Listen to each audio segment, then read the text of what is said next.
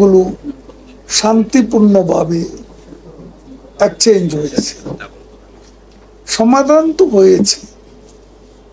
আরো যেগুলো আছে, আমাদের গঙ্গা চুক্তি আগেই হয়েছে। এখন আমরা তিস্তা আর ফেনী নদীর কথা সহ ভিন্ন নদীর পানি বন্টন নিয়ে বলি, সেগুলো আলাপ আলোচনার পর্যায়ে রয়েছে। আলোচনা হলে কি অগ্রগতি হয় সেটা দিকেও আমরা অবশ্যই চেয়ে থাকবো।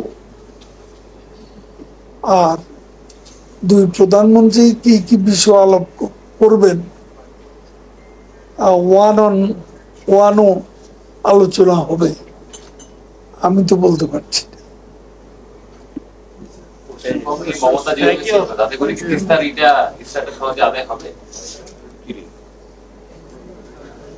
এখন